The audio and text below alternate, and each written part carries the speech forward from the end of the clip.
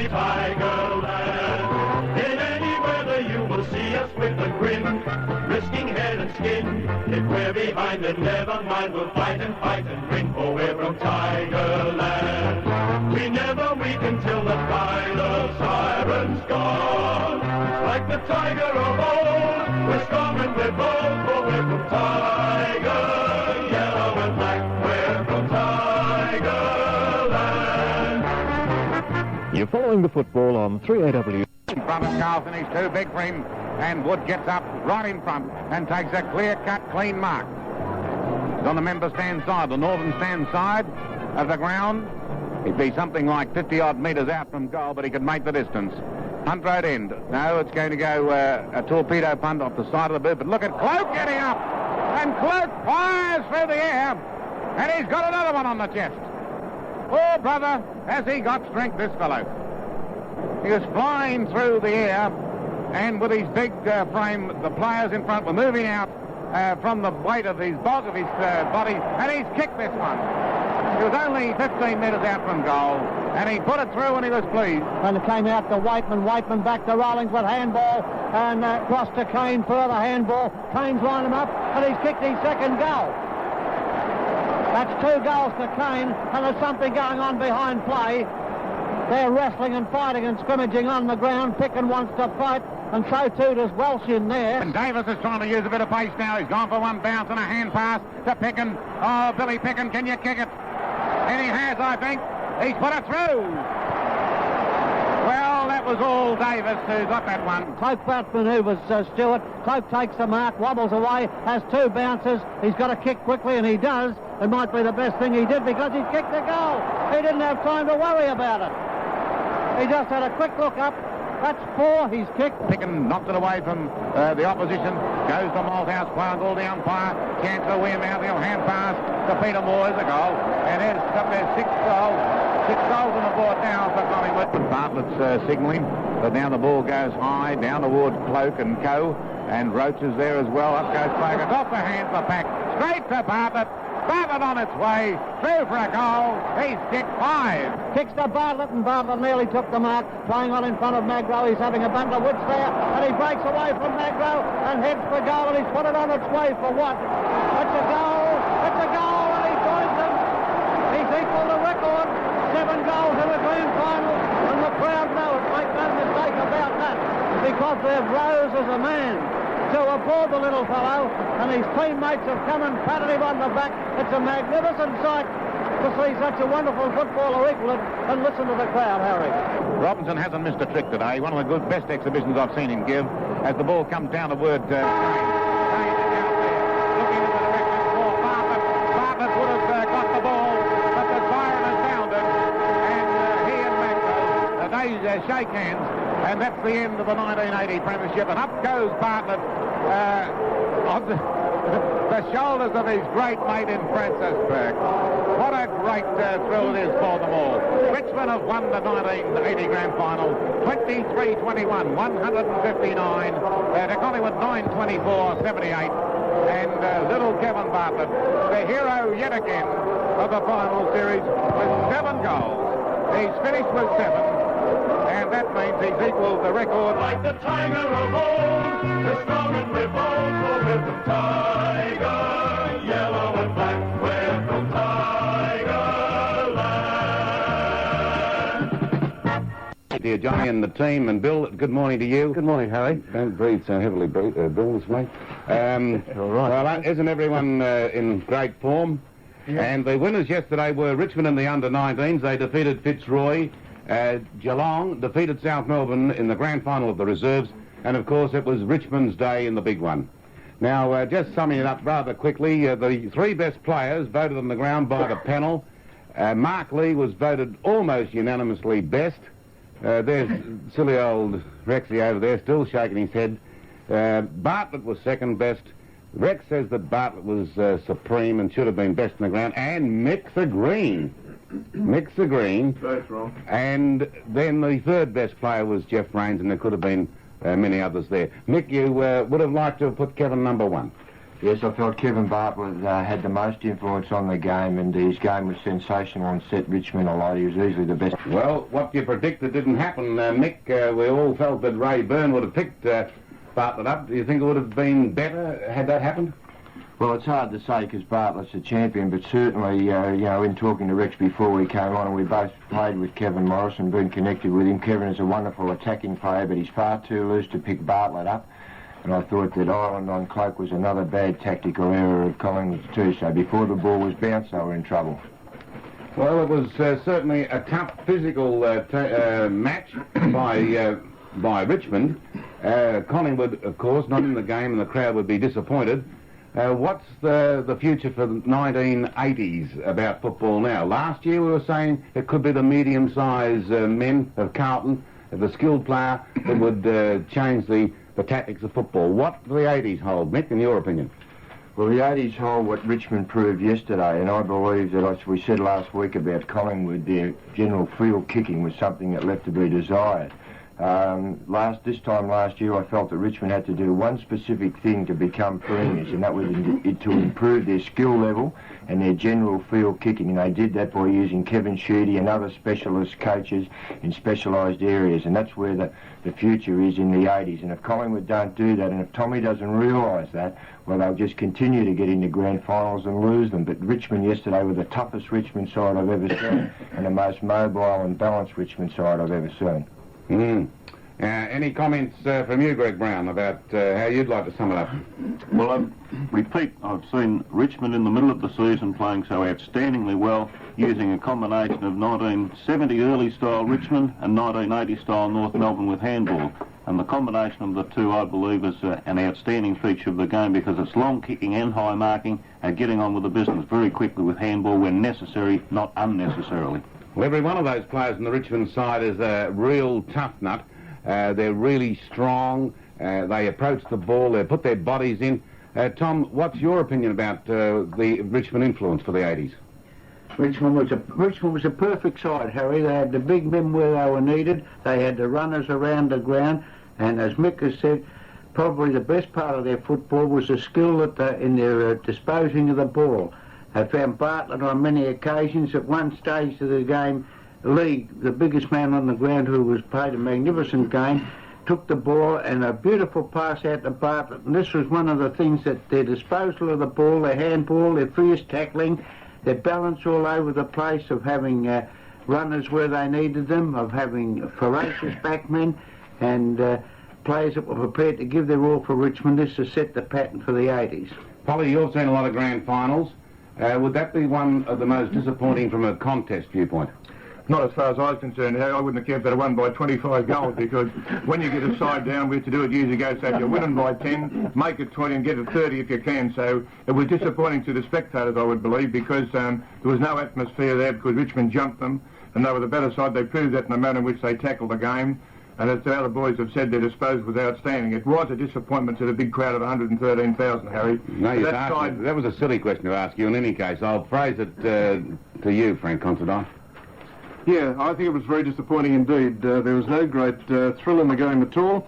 And once again, it proves that if you've got good key forwards, and Richmond had them, Collingwood were gay pretenders. Not gay by that term, I mean, but when they got to the grand final, I was very disappointed in the way that they got there, because the sides they beat, they had very few forwards. Geelong had no forwards, and look at Richmond. They had the Cloaks and the Waitmans, and even before the game it was obvious that on that back line, a very slow-moving back line, Collingwood had strife. But yes, from a supporter's point of view, very disappointing. Does it do any harm to football generally, or is it just one of those days and you forget about it? What do you think, Gary?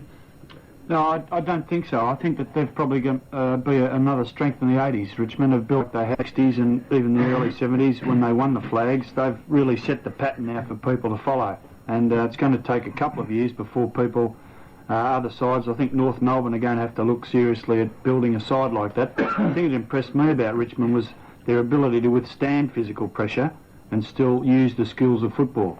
And up to now, teams haven't been able to do that.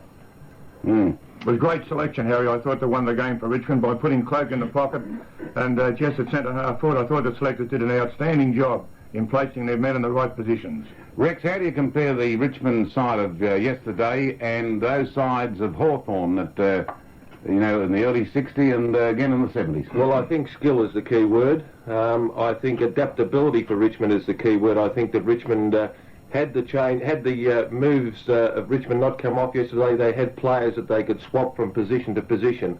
I think that the side that I saw yesterday would beat Hawthorn quite comfortably on the skill line, but they were no more physical and no more tougher. But as you say, they're 6'5" blokes can run 100 mile an hour, so they're very, very adaptable. And of course, Tony Jewell did warn that Richmond had softened up the last two opponents for Collingwood because they'd met Carlton and they'd also met Geelong, and there's no doubt the way they play the game that they probably were softened up. Bill, as you reflect on the season and on the presentation yesterday of the game, you heard what Neil Curley said, that he felt that before the players come onto the field, all the national anthems, all the singing of the theme songs by our world performers should all be finished. Everybody should leave the ground and let the players then come out and get on with the game. What's your thought on that? I think he struck a very important note in saying that. I'll qualify what I'm about to say by saying that I think the Victorian League's promotion has improved every year. I think they're doing a magnificent job in promotion and promoting the grand final. And Neil's point to allow the players to burst onto the ground free of anything else but their own presence, I think was a valid point and should be looked at. The entertainment, the build-up to the grand final was excellent. Some people have told me, and I don't think we quite received Peter Allen as well as he could have come across. That was a pity, but the presentation was absolutely superb, and I think Curley made a valid point when he said the ground should be clear of everybody else to allow the team to come onto the scene for the grand final. I thought Rex had gone, but he hasn't. The plug's back in, and in a few moments we'll be talking to Ken Peace. This is 3AW Football. Ken Peace, we've got 3AW's statistician, Footy Week statistician Ray Young on the line. I did pose a couple of questions to Ray. Good morning, Ray. Morning, Harry. I hope you've been up for a while. When you work for Harry Bleicher, you're always up. Right. Now, Ray, we wanted to know about the margin of the grand final. What is the largest margin for a start? Well, yesterday was the greatest winning margin, Harry. It was? Yes. Right. The greatest winning margin prior to yesterday was 73 points. Essendon 18-17, 125 against Carlton, 6-16, 52. That was in 1949. And in Melbourne 17-19, 121 against Collingwood, 6-12, 48. So 81 points now is the record winning margin. That's right. Right. Now, that young boy yesterday, young Arthur, asked us a couple of questions we couldn't answer about Carlton and Richmond's clashes. Yes, they've met 153 times. Richmond winning 68, losing 83 and 2 drawn. And did he ask something about Carlton's finals performances? If he did, we'll have to answer that next year, perhaps. Right. Okay, Ray, any news that you pick up over the overnight, pal? No, none at all, Harry. No coaches going in, no rumours. This is your last chance for 1980, on the football show to put over a rumour. Well, I don't think that Barretti's tied to Melbourne yet. Well, I think he is. He had the offer at Essendon. He had the offer at Carlton. He's turned them down, Ray. Well, I believe both offers are still open, and that is the one at Essendon also. Yes, but he's not doing it for money any longer. Right. Although I was talking to a few of those people there last night in the VIP room afterwards. Of course, we didn't finish till about 6:15, so you can imagine they had a bit of a start. And Kevin Bartlett record yesterday. Beg your pardon? That Kevin Bartlett record yesterday. Oh, yes. Rod and Todd holds the record, which he created in 1939, of kicking the goals. In that year, he kicked 23. In the final series, yes. But Kevin Bartlett holds the record now for the non-full forward kicking 21. Well, that's great. And where did he finish on the goal-kicking ladder, incidentally? He must have been pretty well up at the finish. Yes, I didn't check that out, but I think he needed 10 to finish second. He needed 3 more to finish second. That's right.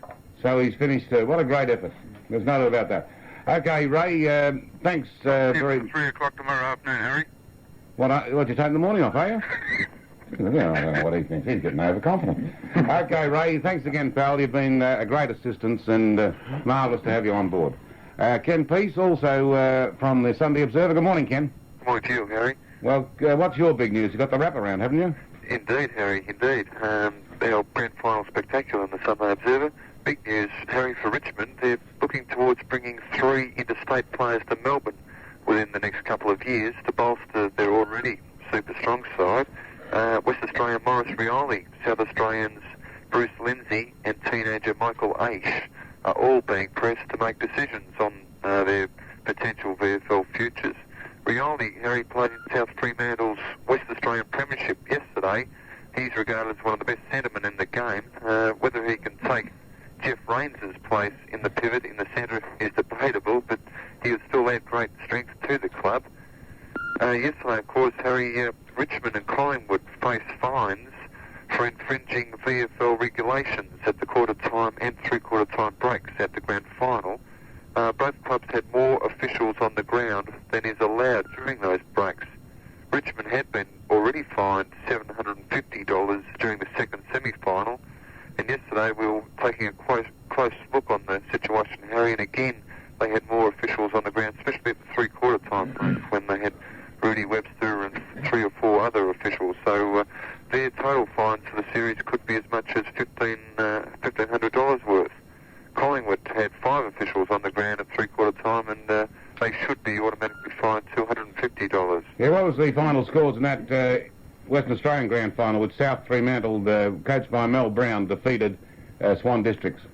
Harry, I haven't got the final scores, but they were leading by 56 points at half-time, and I think they ran away to about a 7-goal easy win in the end. But it was certainly a big feather in the cap of Mel, who will be in Melbourne next year, and perhaps to coach a VFL side. So which one?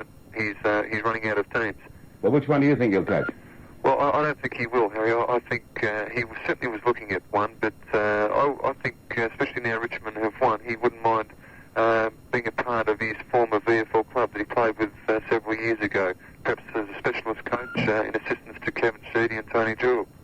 Righto, well now, in the South Australian preliminary final yesterday, Norwood, who have come from 5th position, coached by Neil Baum, have won through. They defeated Sturt yesterday by 17 points, 117 to 100, and they go into the grand final next Saturday at the South Australian Football Park, and they'll play the Collingwood or the Magpies of South Australia in Port Adelaide, who are very strong favourites to win. But Neil Baum, no doubt, will be supported by a lot of his former Richmond teammates. All right, we thank Ken Peace for joining us each Sunday throughout the season, and we look forward to chatting to him again next year. This is 3AW Football. We're going to take the first call. Before we do, in case somebody wants to say something about umpiring, Gary or Mick, what did you think of them yesterday? I thought they did a great job yesterday under extreme pressure. A couple of doubtful decisions. Early Francis Burke-Mark was a bit to bar him there, was a little bit confusing, but other than that I thought over the game they did a great job. It was a pretty easy game to umpire. What do you think, Gary? I thought early on a couple of decisions were caused as much as nervousness as anything, because the players are the same way. Umpires must be nervous before a game, but I think once the game settled down I don't think there are any doubtful decisions at all. I think they did a very good job. I think the Sunday morning selectors should be patted on the back for their great choice. Yes, we picked them last week and they carried out our wishes. All right. Brainwashing. That answers a lot of questions. That fixes that up. All right, well, yes, I'd like to personally congratulate Ian Robinson and Bill Della yesterday. Fantastic effort by those boys. I can hardly put a black mark at all against Ian Robinson, and Bill little tally early and settled down to give one of his great and competent displays. And of course we're very fortunate to have such experienced umpires as those two.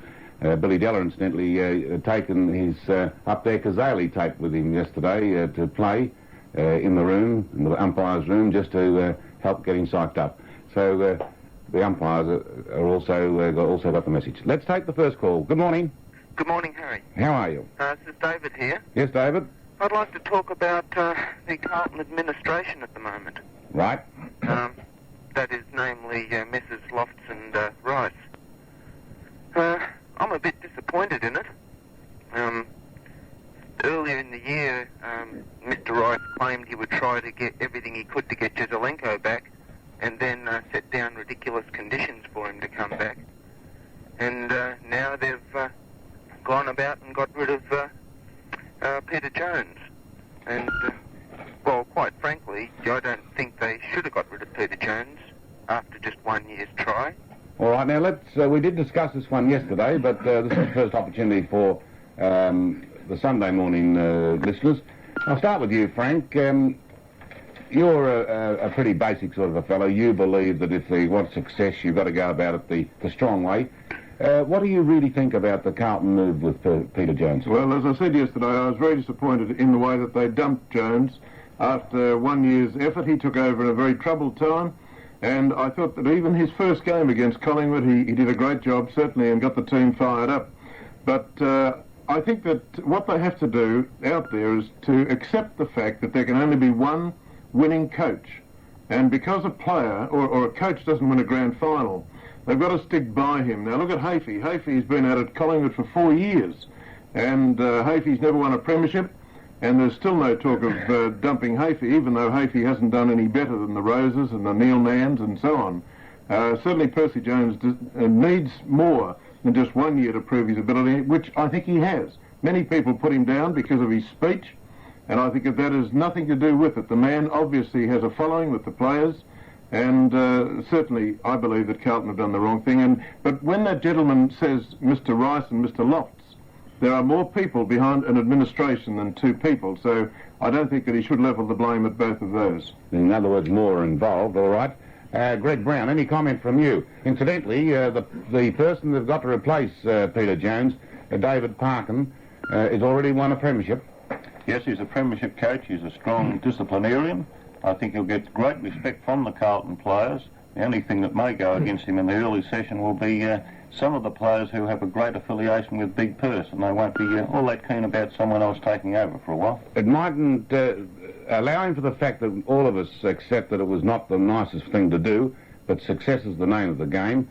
And now talking on the positive side about David Parkin's appointment, it might be a great thing there, Mick, that they've got somebody from outside the club. Well, I think it's a great thing for Carlton, Harry, but particularly a great thing for David Parkin. And we know that he's had success at Hawthorn with a premiership, but believe me, look, he's been there for 15 years. He was assistant coach under Kennedy. Then he's had Kennedy while he was coach as chairman of selectors. He played with those players. He knew them very well, and I believe perhaps that intimacy or that closeness was perhaps the thing that was, along with injury, that went against him. Now he'll be able to show in a completely new club his completely new ideas that those players haven't seen before, and I believe he'll be a huge success with the talent he's got at Carlton. I can't see how Carlton are going to really prosper from the appointment, Mick. The players are having their third coach for the third season in a row, and this must unsettle the professional players that Carlton once had. And I think that the knife act in the back of Percy Jones was about as low as the Mike Patterson act, and I think they should have given Perce a go.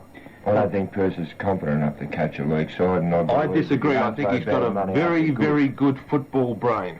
Last year, Tony Jewell was being put down as being just that, not enough confidence and, his ability to impart to his players. But this year now he's the premier coach, and Jones certainly, there's no doubt he deserved a second year. Billy, can you sum it up? I think Frank Considine summed it up perfectly. Oh, I don't think you... I think it was a perfect description of what's taken place. It was a perfect description, all right. Yeah. And you got him well tabbed too. Right, we'll leave it there, and we'll take the next call. Hello. Morning, Harry. Yes. How are you? Good. Thank you. Harry, it's been a marvellous year of football, and your panel, I think, has done a wonderful job, especially you as an innovator in the game. I'd like to suggest to you, would you consider compiling a set of modified rules of Australian rule football before the beginning of next season so that girls could play the game at school? 50% of the population are females. Most of the kids I see love to kick a football. I think that with some of the ideas that you and your boys could come forward, we could have all the features of high marking, handball, long kicking with a minimum of contact.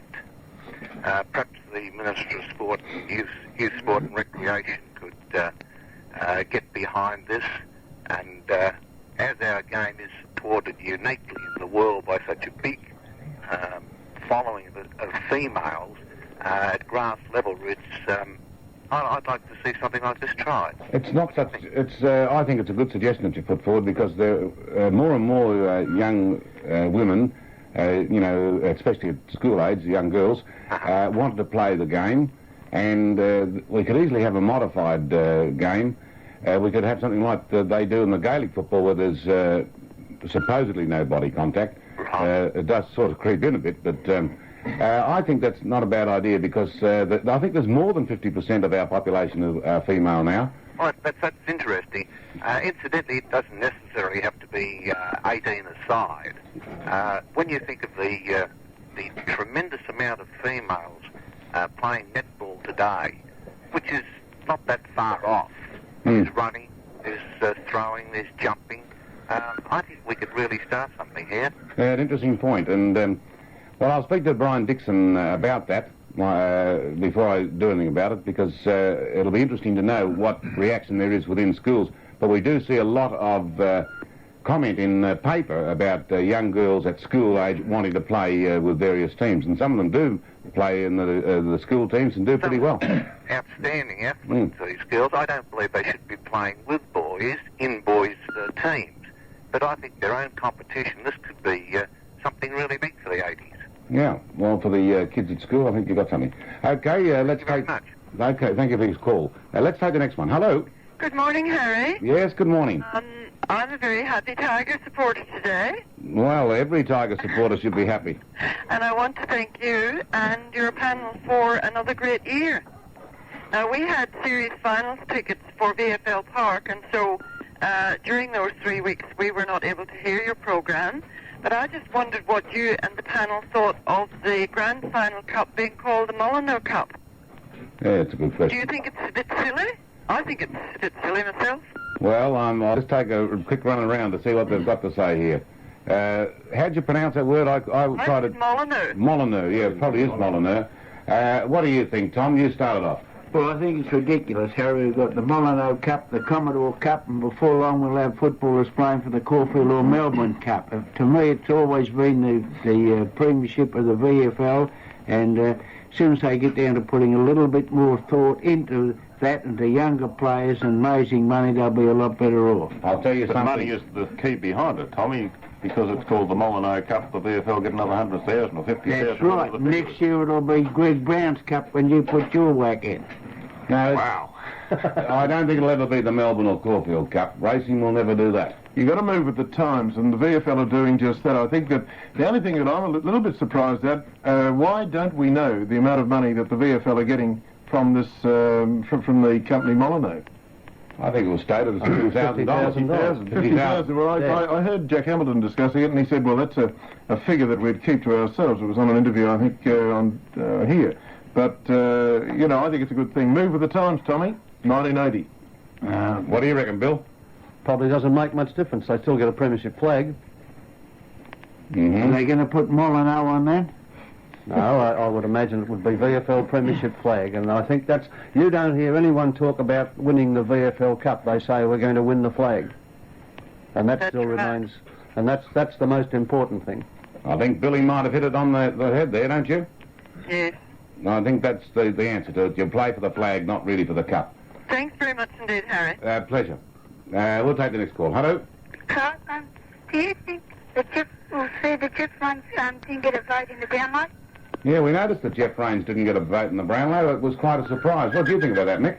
Yeah, I thought it was a surprise, Harry. I didn't think he'd win it, but I thought he'd be well up there because he's that type of player, and as we saw yesterday, he's the type of player that when he does play well, he has a great influence on the result of a game.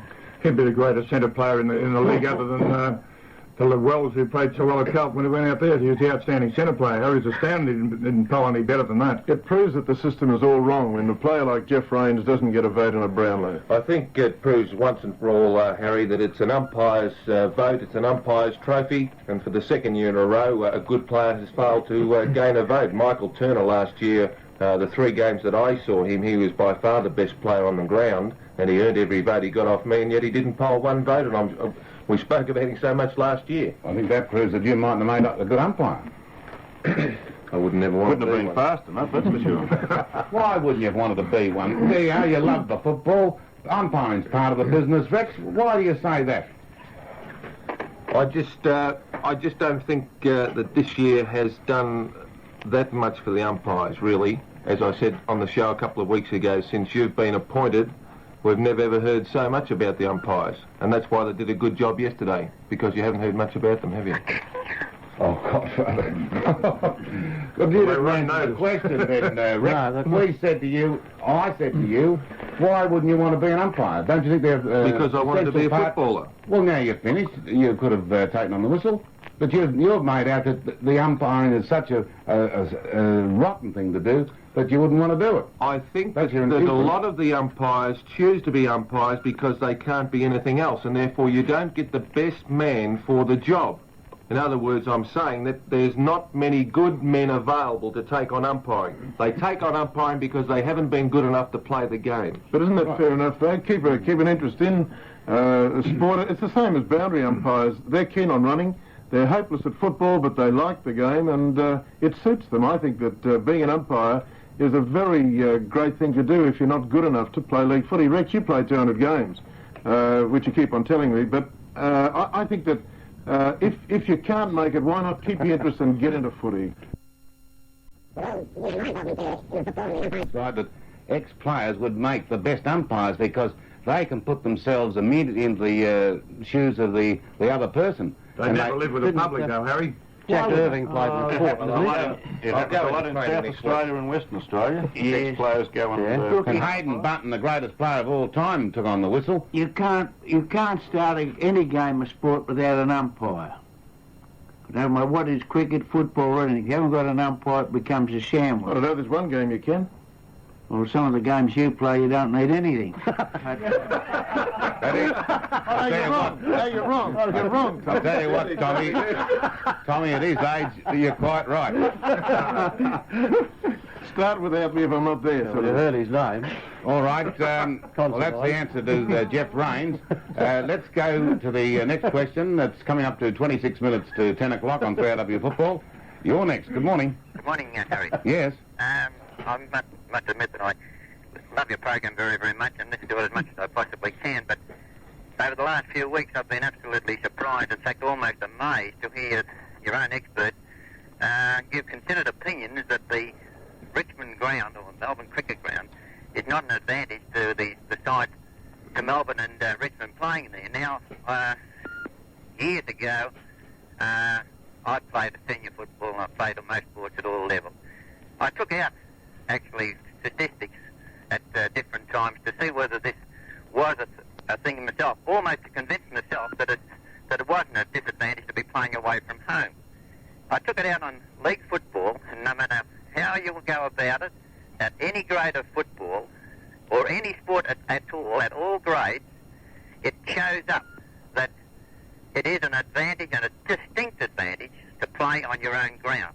Whether it's a moral advantage, whether it's a psychic one or whatever, to go to your own room, to use your own locker room, to be surrounded by that must be a big thing. Now, I took out statistics on league football, and I found out that the teams playing at home won by greater margins than when they were playing away. If you were down at the bottom of the list and you lost consistently away and at home, you lost at a lesser margin when you were playing at home than you did it away. Now, there's plenty of exceptions, and I'm talking generally. When you take out the statistics over a period of years or a season and so forth, it always comes out that you've got an advantage. Take any other sport, soccer, tennis, squash, cricket. The whole lot of them show that if you're playing in your own area, in your own country, or on your own cricket pitch, you'll have a distinct advantage. And that applies to Australian rules football to a tremendous degree, because to start off with, your grounds are different. Your surroundings are different. You can place yourself better. You know where your kick's going to go. If you've got to kick blindly, you know better where you are. All right, now I'll just get one comment about that. It's a good point that you've made. Let's just take it a little bit further. Oh. In respect to, I took that further, and 1 year you were able to tell one on the Brownlow votes where they got their votes from.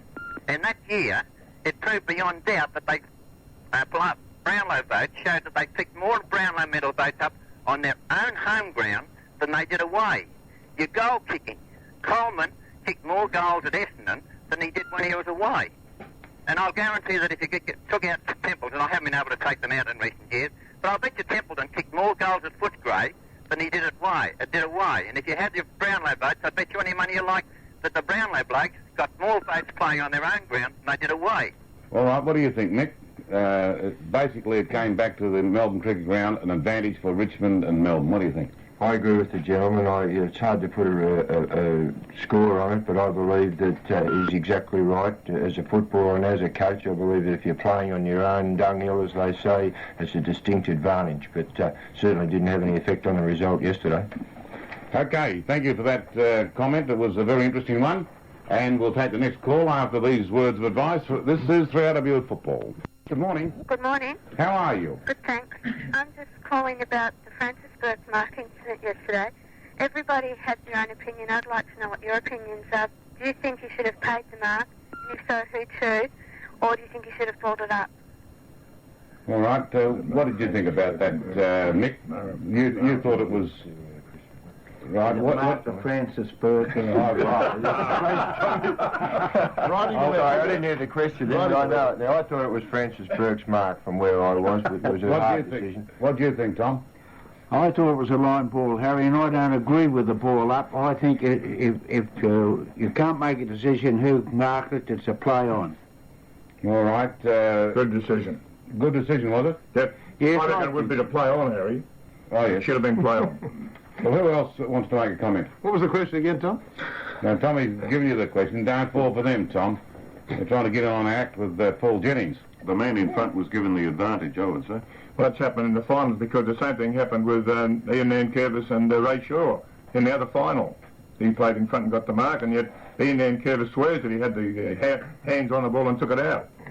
Well, as a general principle, what what the umpires are told, if in doubt, the man in front is the man who gets the benefit. That goes not only for marks, it goes for decisions, in the back or when they're playing the ball. You've got to protect the man who's first into the ball. And sometimes I would say that errors are made. In that particular case yesterday, I would have believed a call of touch play on would have been a good call for that particular decision. But it was a consistent sort of thing because the man in front got most of the... I thought it was Barham's mark. Well, incidentally, in relation to Francis Burke and Kevin Bartlett, their fifth premiership success yesterday, how close are they to, say, creating some sort of a record for VFL premierships as players? I know Barassi had a tremendous run of success, but... I was talking to a bloke on Friday, John Lord, who played in 5. Ian Ridley played in 5, didn't he? Brassi's played in 6. Brassi's played in 6, didn't he? 6, yeah. So and one wonders just how long can they keep playing? Like Bartlett has broken the record, and yet he's kicked these phenomenal amount of goals in the finals, and yet every other player recently that has broken the record has retired very, very quickly and quietly after they've broken the record, and yet he's an evergreen. He's getting better. You played 400 games. How many did Donny Williams play in, Harry? I'm not sure. I know he came back. That's right. He missed one, but he came back and played another one. A lot of them weren't there for. But incidentally, just speaking about a point that came up last week, you might recall I said I'd find out the number of free kicks for somebody that both umpire Bill Dowler and Kevin Smith gave last week. There's been a lot of conjecture about this. In fact, there's been a very, very bad backwash to Kevin Smith because of the statement by Ian Cleland, the former umpire, on the ABC television when he said that Kevin Smith gave 27 of Collingwood's 36 free kicks last week that is so far wrong. There should be really a public apology to Kevin Smith. The free kicks are kept, as I told you last week, by the VFL Observer, and I got that information, and that Observer does not count the free kicks that are out of bounds in the full, when a fullback kicks it out and it is not touched, or if extra players come into the centre square. They're not counted. And the free kicks by that VFL official Observer was 26 to Collingwood and 24 to Geelong. There were 11 out of bounds in the full, of which Geelong kicked it out of bounds in the full 8 times, so you had another 8 for that. One when Jan Smith kicked it out from full back and it wasn't touched, that's 9. You put that 9 to the 26 makes 35 free kicks to Collingwood. Add 3 more to Geelong and they finished with 27. And the total free kicks, Billy Dello gave 14 to Collingwood, Kevin Smith 12 to Collingwood, and both boys gave 12 each to Geelong. Now that answers the whole thing, and it is bad that this is being compounded because Tom Pryor put it in last Monday's Sun without checking his facts. He repeated it, and I noticed that some professor, Daffy or some name like that, who's at some university here, says, talking about Collingwood having intimidating umpires, start to quote the same thing himself in some open letter to me. I haven't received that letter yet, but it's unfair and completely wrong, and I hope that clears it up once and for all, and I would have liked to have seen a real public apology on that one, because that's just blatant misrepresentation, and Kevin Smith doesn't deserve that, nor does any other umpire. Let's take the next call. Hello? Hello? Yes? Getting off the umpires and back onto the football, a lot of people said that the 1973 Richmond Premiership team was one of the best ever. If so, how would the panel assess yesterday's Richmond team as compared to that? Right, we discussed that one yesterday. Let's discuss it again today. Rex, the 1973 Richmond team, how does it compare to the 1980 Richmond team? Well, I was lucky enough to play in the 1973 Richmond Premiership team, and I can only say quite honestly that I'm glad we didn't play the 1980 team, because I think we would have not got within a bull's roar of yesterday's side. They were simply superb in modern-day football. What do you think about that, Mick? You've been associated down at Richmond. I believe that the 1980 Richmond Premiership side is the toughest Richmond side I've ever seen, and therefore, with the skill level they've got, it's probably the best Richmond side I've seen. Harry, I asked Francis Burke that question after the game, and his reply was that they were all great sides, and before he could make a decision on it, he'd have to sit down and give it a lot of thought. But it's all relative to the time. Yeah. It's all relative to the style in that particular year. It's changed dramatically. That's what I said, is that the style of football has changed. So much. That's right. I didn't see them, but the 1929-30 Collingwood teams must have been rather good. Well, you'd have to ask Polly about them. Oh, that's very nice of them. It's very good. Probably was selling mollies, They were very nice. They were very good, great sides all the time, the Tigers. Okay. All their premiership. Yes? Could I just make one comment about something you discussed earlier about the American-style razzmatazz in between the reserves and senior game? Yes. Where I was sitting, when Peter Allen was singing, the crowd was chanting, boring, boring. A lot of this was brought about by the problem associated with the acoustics of the ground. In all the years I've seen this, that singing, you can't really hear it. And I think that the big grand final atmosphere has been dissipated by this kind of thing in the recent years. You know, the atmosphere is lost after the, you know, when the teams used to run on the ground, there was a very short period after that you'd get the national anthem, and then the ball would be bounced, and the atmosphere is really electric, but that's all been lost by all these interlopers that have come into the... Well, accepting that, what about the thought of Neil Curley's, where we still have all that, but then we clear the ground and have the teams charging onto the field? That would be the best of both worlds, then, wouldn't it? It could be so, but I think the crowd were getting very tired. The the delay was between the two games was too great. You know, I think the senior game was about 7 or 8 minutes late in starting on the scheduled 2:30 start, and the crowd were getting extremely toey about that. I think that they should cut out, if they use this other stuff, they should keep it right down to a minimum, I think. Right. Well, now, just one last point about that, Bill. I would like to make this comment that I believe if we're going to have these world-famous artists, we've got to have the acoustics right, but it hasn't been right yet. Well, it hasn't been, and I doubt whether they can get it right because it hasn't got a roof. You can't contain it, and it can't be bounced around the way it should be bounced around. Now, I'm not an expert on electronics, but quite obviously it's going to be difficult to get the acoustics right when it's an open stadium. Acoustically, it's chasing the impossible dream. That's just about that. And Harry, if I might... Very apt remark then by Greg. It's taken us a little time to catch up with them, Greg. Harry, I heard Peter Allen yesterday morning at the South Breakfast, and he was magnificent because that was in the National Gallery, and he had everything set up there for him. But the conditions out in the middle of the ground were not good enough for him. What do you think of the National Gallery, Tom? Didn't see much of it, Harry. I had Jackie Williams and Laurie Nash and Peter Bedford with me, and if you can get a look around with Laurie Nash and Jackie Williams next to you, you're going pretty good. Yes? Harry, if I could just chuck in one more. You spoke of Jeff Raines earlier. I heard an outlandish rumour that the VFL checked the Brownlow votes, and in view of the supposed leaks in previous years, they thought they'd do another leak this year to prove that the previous leaks were wrong. They checked through and they saw that Jeff Raines didn't get a vote. That was the bookmakers did that. Well, that is an outlandish rumour. It is 12 minutes to 10. We'll be back in just a moment.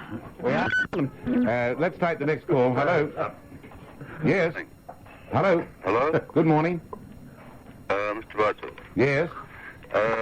How close do you think Geelong would have gone to taking the flag if Della hadn't robbed them the previous week? Forgetting about the last part of that comment, what do you think there, Mick? What about Geelong's performance against Richmond? Had they had to meet yesterday?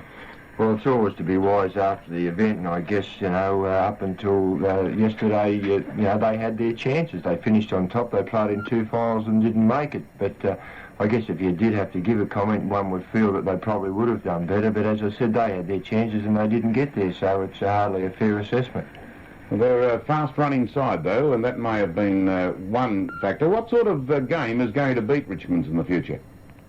What do you think, Gary, as the Premiership coach for Port Melbourne? Honestly, I can't see a game, unless something new evolves, I can't see any team that's going to beat them. They've got everything. They've got physical power, they've got marking ability, they've got runners, and their disposal was spot on yesterday. So they're all the elements of football, unless I can't see another team beating them at this stage. Let's not get carried away. We saw Richmond yesterday and they played a great game, a tremendous performance. But during the season there have been sides to beat them, and what they need a big ruckman like Moore, who let Collingwood down badly yesterday. They also need the running players, and they're there. Next year we'll be saying this at the same time. Well, who would have thought that a side could come up and give Richmond a go for the money? And let's not get carried away. I think the two key forwards would have found Geelong out. I know it's hypothetical, but Geelong's lack of key forwards, as did Collingwood's, would have let them down. I think you've got to take your mind back to last year when you talk about what's going to happen next year. Last year everyone was wondering what could be done to combat Carlton's medium-sized brigade. That's what they were wondering at the time. Richmond had a bonanza yesterday, and let's not forget that half of this panel picked Collingwood to win, so you can't get too carried away.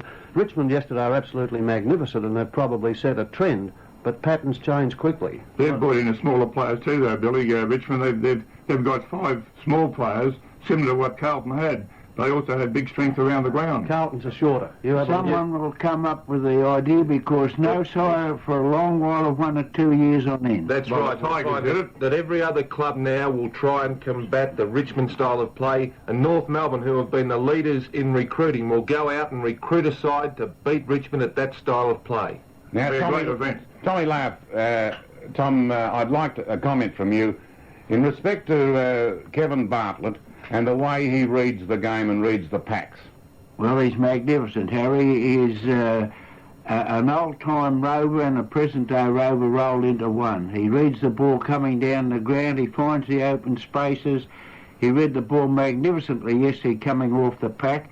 His accuracy in front of goals has improved. But one time Kevin used to spray them a bit, but now he's spot on with his kicking. And I don't think... I've been probably the greatest admirer of all times of Bob Skilton. I think the time is getting when I've got to say that Kevin Bartlett is well up to that standard. Well, of course, well up to it, he's there. It's a pity he missed that last goal, wasn't it? Because that would have given him the record number of goals in a grand final. And that happened at the 31-minute mark. He went into that open goal. He had to battle for the ball. And it went across the face of goal. And, of course, a couple of minutes before that, Wiley had a golden opportunity to hand pass the ball. I wonder whether, Nick, they may not have known that Kevin could have broken the record. What do you think? Yeah, well, that's what I'd like to think. I think after he kicked the goal, Wiley sort of looked around at Kevin and maybe it dawned on him, but I also felt that probably in assessing the situation as quickly as he had to, he felt that Kevin was a little bit close to him and would have had to turn around. Kevin didn't know himself. Mick, I spoke to him out in the ground and I said, do you know that you equalled the record and nearly broke it? He said, how many goals did I kick? Well, a lot of players knew something because when he kicked the 7th goal, they were around him like bees. We were down in the race, actually, Billy, and Wiley actually went up and said words to Kevin as they were apologising that he couldn't give him the ball. I thought Kevin accepted that explanation from Wiley. The crowd knew, that's for sure. Yeah. Yes, it would have been a great thing at that particular stage. It meant nothing to anybody else, and it would have been a big thing for the game. It just showed Richmond's great discipline, didn't it? Because Wiley was in the best position to kick the goal, and for the sake of the side, he put it through the centre. Well, Kevin gave one to Rolling, too, prior to that. That's right, and Bill said that if they call him hungry, they want to have a look at that. And that was real unselfishness because he could have kicked it himself. Yep. All right, people are saying that Kevin's picked up a yard in pace. Would it be that now that he is on the half-forward flank and forward pocket, that he doesn't have to run himself into the ground as a rover, and that explosive pace of his is now being highlighted even more? I don't think he's picked up any more yardage, but it's more explosive now. Would you say that, Greg? It's the anticipation, I believe. If we go back to the president of the VFL, Alan Owlett wasn't a fast runner, but is fast enough over 10 yards to always get away. But if I could try and give you a word picture of Bartlett, I watched, as I told Bill Jacobs last night, watched Bartlett knock the ball coming down for his second last goal. And he cruised to a position beside the pack with Magro 1 yard from him, and as the ball came into my focus, bearing in mind I was watching Bartlett only, as the ball hit the pack, he accelerated and he was 5 yards clear of Magro. The ball went over the pack and it was all Kevin. And that was just anticipation. It wasn't fast running, it was running at the right time.